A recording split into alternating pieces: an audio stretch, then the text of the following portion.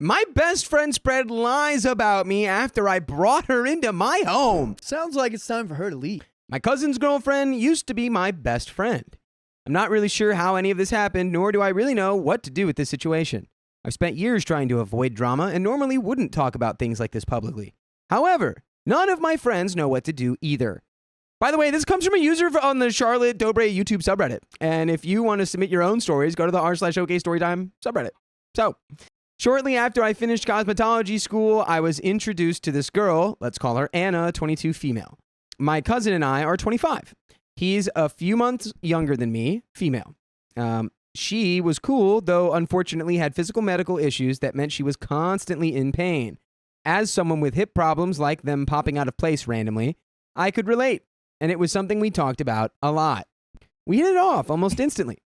Then she started complaining about issues she was having with the other friend that introduced us, someone I deeply regret not asking for her side of the story now, but that's a lesson learned. Anna would complain about everything to me, which I was fine with because we would still talk about anything and everything else too. As we got closer, Anna would tell me more and more stuff, and her then boyfriend broke up and eventually had to have a major surgery. Anna claims it was due to her ex hurting her. Oh. I don't know how true it is, and I never really noticed anything about him that struck me as odd. I went through a lot of people hurting me and know some of what to look for. He was just always quiet. I was there for the first attempt at surgery where she almost passed away, and was there for the second and more successful attempt. By the time surgery happened, Anna was dating my cousin, who's only a few months younger than me, and who I used to be extremely close with. People would confuse us for twins. He was in the military at the time, so I was giving him every single update I got. I was the one who introduced them after all. Eventually, she moved into his parents' house where he technically lived as well. After his contract ended and he came home, they broke up. My fiance and I moved her into our place so she wouldn't have to worry as she had gotten a job interview. We let her get 2 cats, decorate her room however she wanted, and due to her medical physical problems, I was constantly trying to do what I could to help her. I changed my sleeping patterns, missing a lot of time with my fiance, let her bring friends over that I didn't know, including the occasional person she met online that she didn't even actually know. We didn't even push her to find work after losing her job, but offered to take her to interviews and stuff. She didn't and still doesn't have a car, but they are expensive. This brought in a friend. Let's call him Max, 20 male. Max very quickly became one of my favorite people. He is awesome and does what he can to help the people he cares for. A total bleeding-hearted goofball who loves making people laugh. A few months after they met and he started coming over to hang out, he was looking for somewhere to live. Anna begged us to let him move in and he could sleep in her room. She had developed a pretty big crush on Max, but after talking with him, after he moved in and we got a couch he was sleeping on, he wasn't as into her. He was honest about it. After several months, Anna and my cousin started seeing each other again. He was even staying overnight, and Max would tell me he couldn't sleep due to noise from her room. Ooh. Whoever pays rent first can have the room and not have to listen to noise. Just all night trying to get the ketchup out of that bottle. That ketchup is just stubbornly in that bottle. Eventually, she started going over to my cousin's again too, but she didn't come home. This is where things went crazy. One of my friends texted me saying that she heard Anna was talking about me. I was in shock and devastated about what I was told. For a bit more context, I am an anorexic in recovery thanks to my wonderful sister, nephews simply by existing, and fiance helping me work through it. Anna was telling people that I'm fat and eat everything in the house, threatened to strike her and had struck her, was faking my traumas, which there is documentation of, and that I overreact to everything. I want to clarify that I am 115 pounds. I am not fat and I still struggle to eat daily, usually eating one meal and a small snack or two throughout the day. Anna and I would occasionally smack each other's backsides and tell each other that the other looks amazing as a game to help the other feel better about themselves. There's documentation proving the traumas that I have suffered. I am a very emotional person and it's something I've been working on for over a decade. And according to people who have known me that long, they've said I've improved a ton. I'm always asking my other 2 female friends, one being a psychologist and the other studying for the same profession, if I'm overreacting to a situation. I cried while my fiance rubbed my back and told me that it was okay. My friend we'll call Marie, 25 female, said that Anna was probably projecting. She said this because I had told Marie that food had been going missing in the middle of the night when I could hear both Max and my fiance snoring. Anna has lost a lot of weight, partly because of my taking her on walks and swimming, and because of my cousin getting her out to do stuff too, as we are both active people. Anna is still a big girl though, and still going through her weight loss journey, which awesome for her. Hope she hits her goals. There's documented things that say Anna has lied about her own traumas that both of Anna's parents told me about, and they don't even talk to each other. A few weeks later, my cousin's little sister texted me. She sent me a screenshot of posts on Anna's Facebook that I was conveniently unable to see, saying she was moving and would have to rehome her cats, that she had basically abandoned with me, never sending money for food or litter, and almost never coming to see them unless she was getting her books. So she'd have something to do at night when her insomnia would hit her. When I asked about it, Anna said it was just a last-minute decision and she didn't know why I couldn't see it, which is, you can't even lie? You're like, I don't know why you can't see it. Maybe I blocked you? Yikes, dude. Ugh. Suddenly, the next day, I could see the post. Anna's mother posted a comment saying that I had said that I would starve Anna's cats if she didn't come get them. I never said such a horrible thing. I did say that I didn't know how long we'd be able to afford to take care of Anna's cats due to my cat being pregnant because of her unneutered male. That was all last year. I'm still trying to get Anna to come get her cats and don't know what to do about any of this. I just want her to get her cats and leave me alone. My own cousin, who I was so close to, looked me in the eyes and said he always asks both sides of a story, but he has never asked mine. I don't know what she's told him, and I'm sad I've probably lost my cousin and the first person to believe me when I was trying to get help for all of the physical, mental, and emotional damage being done to me those years ago. And there is an update.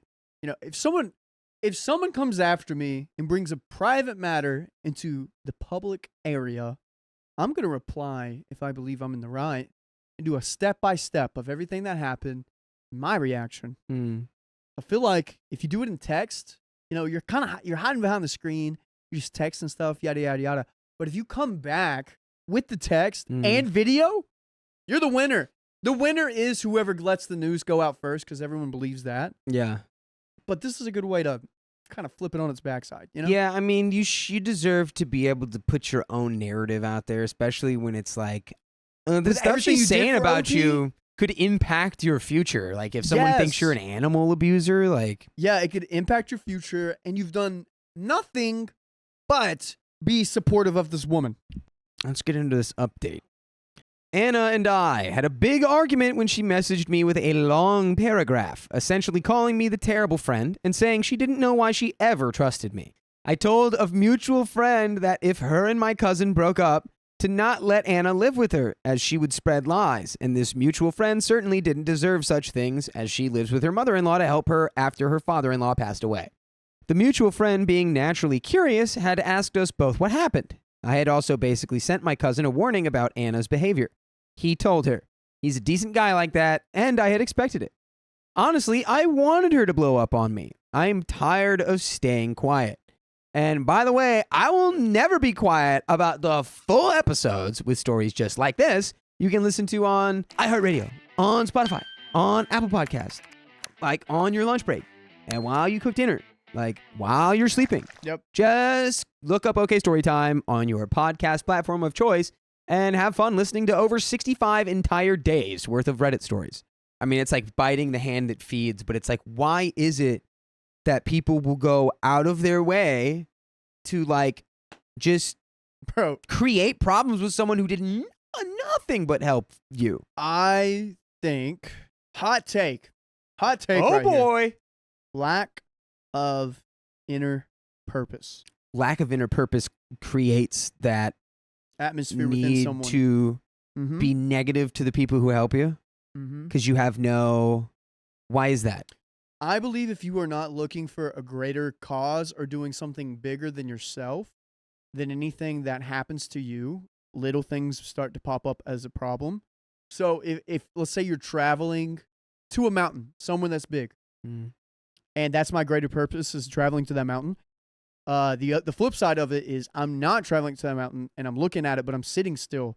What's going to bother me is all the little weeds that pop up around me. Because since I'm not moving forward, everything around me that is little is starting to come up and bother me. So that's what I think Anna's doing.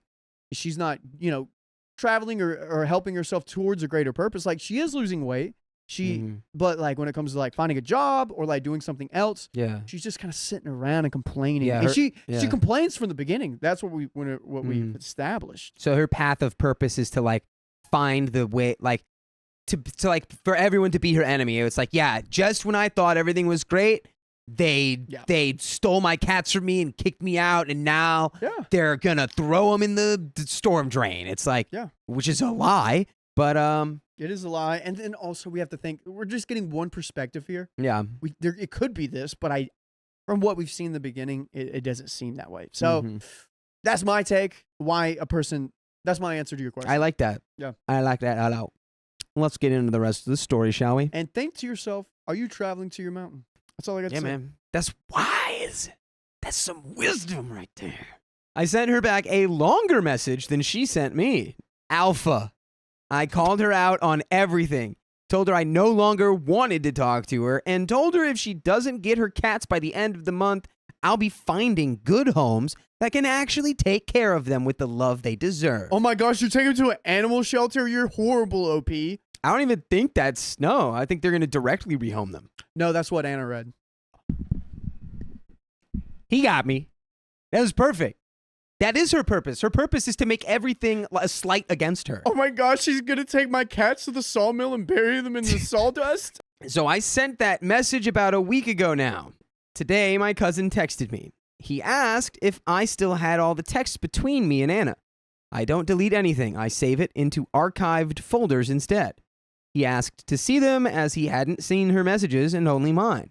Odd if she had been nothing but honest. I texted my cousin's little sister and told her.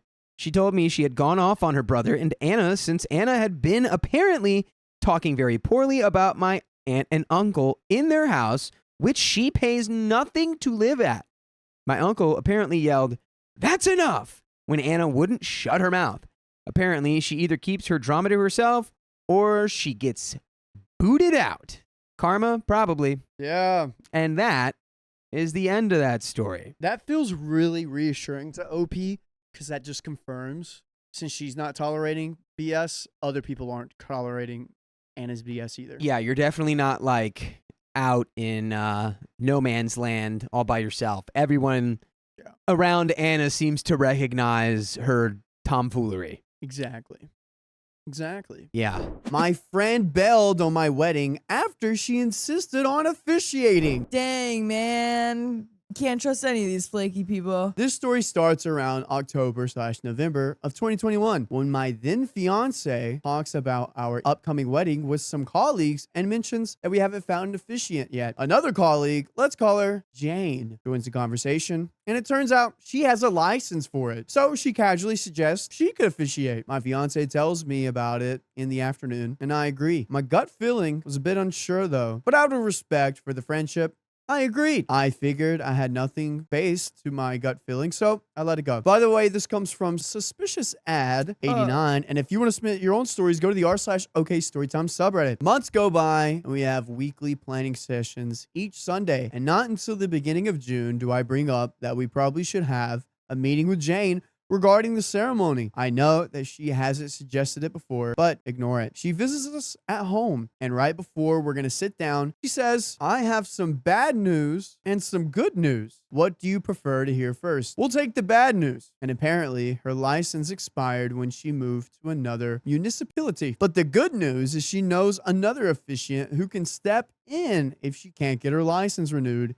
in time, and it'll be all right. LOL. By this time, our plans were A, Jane would apply for a temporary license and officiate as planned, and if not, B, was to have Jane's friend officiate before the ceremony and have Jane perform an unofficial officiation during the ceremony. She promised to get back to us by the end of the week. She didn't. I checked in with her another week after that, And she reads the message but didn't answer. So I checked again the day after, to which she said she was moving, which took up a lot of her attention, and that she had read it but was hard to answer. Question mark, question mark, question mark. She hadn't gotten an answer about her license and was supposed to get an answer from her friend that day. A week later, my fiance wrote to Jane and only got a smiley reaction on her message. So no straight answer regarding the license or if the friend was available. By now, I was kind of worried, but this was a week before the wedding and we had so many other preparations to make, so I choose to trust that Jane would make it work. Surely she would let us know in time if there were anything to worry about, right? LOL. The week goes by and the night, the day before the wedding, and I brought up to my fiance that Jane still hadn't confirmed whether her temporary license was approved or if her friend had answered. We wrote to her once again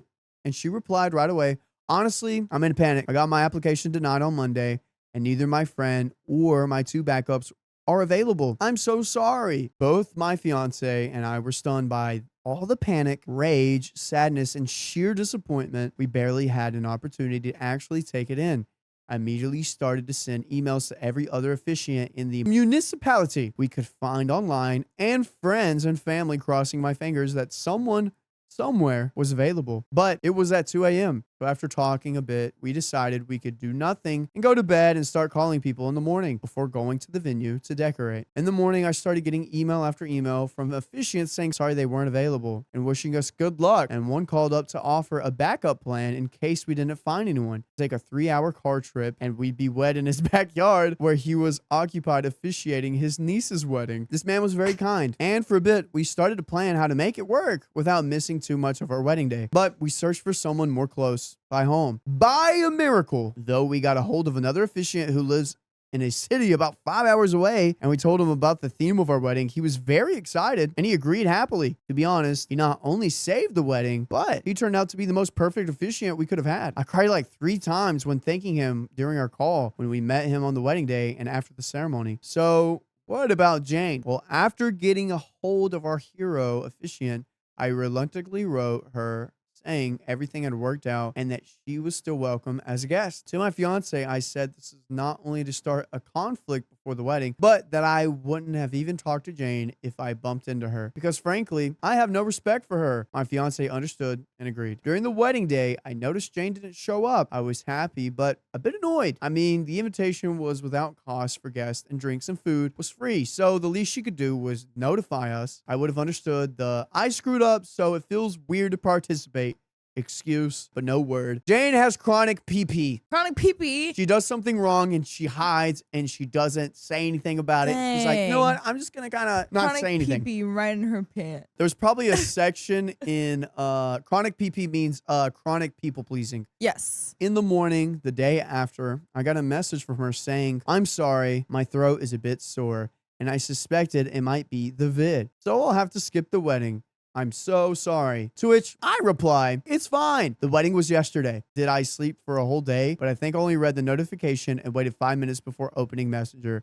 By that time, she had deleted her message, only had reacted to my reply with a heart, and I was baffled by her BS and didn't reply. But you guys should not stop and reply to us right now after the story by going to your favorite freaking podcast platform, searching up OK Storytime on iHeartRadio, Spotify, Apple, and there you can reply with any story you want. About a week later, my now wife noticed Jane got tagged in a photo on Facebook during a local event. The event took place the same day as the wedding. So apparently she attended that instead of the wedding without notifying us about it and tried lying about it afterwards. Oh, guess who's not so sick, huh? Guess who didn't sleep for a whole day, huh? This is the worst person ever. She's not even good at lying. She's bad at lying. If you're gonna freaking lie, be smart about it. Ah! Not only did she not alert us in time when she got her application denied or when her friend said she was unavailable, but she also lied about being sick the day after the wedding. In the end, I'm happy Jane didn't officiate our wedding, mainly because the man who did was without a doubt the perfect one for us. And should we have gone with plan B, I wouldn't have been nearly as happy with the wedding the day as I am now, especially with later finding out Jane was that kind of liar. It would honestly have defiled our ceremony. If you're getting married and you want some advice, make sure you don't trust Jane to be your officiant. Yeah. Thank you. Comments. What an absolutely unmitigated a-hole Jane is. OMG. I usually try to avoid drama, but I would have gone off on her. Literally, the least you could have done was let you know in advance. You could have made other plans, and she didn't even have the decency to do that. I'm so glad things worked out for you in the end, but I would never speak to that reprehensible woman again. I don't even know you, and I'm mad on your behalf. Give me her number. I just want to talk. Comment 2, how does your wife feel about all this? You said Jane was a colleague, hopefully not someone your wife's chain of command. Opie says, not a permanent colleague, fortunately. Jane worked hours and stopped asking for hours during the spring, and apparently she's not worked there anymore. My wife, of course, very disappointed and angry at Jane, but seems they'll not have to meet again, at least. Comment number 3 says, gotta ask, what was your theme that made someone drive 5 hours at the drop of a hat? Opie says, I wish I could tell, but my wife asked me not to write it out too much about the wedding, but it was a theme involving a hobby we share. Comment 4, I have to ask, why didn't you replace Jane after the first meeting at your house? Doesn't sound like she ever truly planned on officiating your wedding. Opie says, because my wife thought they were friends. So you choose to trust her. It's a shame you hopefully only marry once because we didn't realize this sort of thing could happen. I had known about how crap like this was possible. I'd replace her on the spot. Reply, if I were you, I would have responded on her tag photo.